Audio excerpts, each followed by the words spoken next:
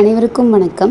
Welcome to peace recipe. இன்றைக்கி இந்த வீடியோவில் உங்கள் கூட நேந்திர வாழைக்காய் வச்சு குழந்தைங்களுக்கு நேந்திர வாழைக்காய் பவுடர் எப்படி செஞ்சு தர்றது அப்படிங்கிறத ஷேர் பண்ணிக்க போகிறேன். முதல்ல இதோட பெனிஃபிட்ஸ்லாம் என்னென்னு பார்த்துடலாம். இதில் ப்ரோட்டீன் கண்டென்ட் ரொம்ப ஜாஸ்தி, இம்யூனிட்டி நல்லாவே பூஸ்ட் பண்ணும், பொட்டாசியம் கண்டென்ட்டும் ரொம்ப ஜாஸ்தி. வாழைக்காவாக இருக்கிறதுனால வாழைப்பழத்தை விட டைஜஷனுக்கு ரொம்ப ஹெல்ப் பண்ணும். ஸோ வாழைக்காய் நம்ம செஞ்சு கொடுக்கறதுனால ஈஸியாக கோல்டு காஃப் அதெல்லாம் பிடிக்காது. பிரெயின் டெவலப்மெண்ட்டுக்கு ரொம்ப நல்லது, வெயிட் கெயினும் ஆகும். அதே மாதிரி அயன் கண்டென்ட், அதுக்கப்புறம் கால்சியமும் இதில் ஜாஸ்தி.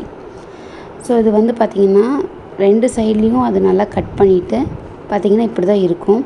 நம்ம தோலை நல்லா ரிமூவ் பண்ணிடணும். லைட் எல்லோ கலரில் இருக்கும் இது. ஸோ இப்போ தோலை ரிமூவ் பண்ணிவிட்டு காமிக்கிறேன் பாருங்கள். இது நல்லா பீல் பண்ணிடலாம். இப்போ இதை சின்ன சின்ன பீசஸாக கட் பண்ணி காய வைக்க போகிறோம். எந்த அளவுக்கு நம்ம சின்னதாக கட் பண்ணுறோமோ மிக்சர் ஜாரில் நம்மளே போட்டு செய்கிறதுக்கு ரொம்ப ஈஸியாக இருக்கும். ஸோ நான் 2 கிலோவுக்கு இது நான் வாங்கி பண்ணி காமிக்கிறேன். ஸோ பார்த்திங்கன்னா எல்லா தோலும் உரிச்சாச்சு, ரெண்டாக கட் பண்ணியிருக்கேன். இப்போ இதை குட்டி குட்டியாக கட் பண்ணிக்கலாம். ஸோ நான் இந்த அளவுக்கு குட்டியாக கட் பண்ணியிருக்கேன். இதை நல்ல வெயிலில் ஒரு 2 நாள் இல்லைன்னா 3 நாள் நல்லா காயணும். இப்போ தொட்டுவிங்க அப்படின்னா ரொம்ப சாஃப்டாக இருக்கும். இது காய வச்சதுக்கப்புறம் நான் காமிக்கிறேன். நான் 3 நாள் காய வச்சுருக்கேன். பாருங்கள் எப்படி இருக்குன்னு. கலரே நல்லா வெள்ளை வெள்ளைன்னு ஆயிடுச்சு.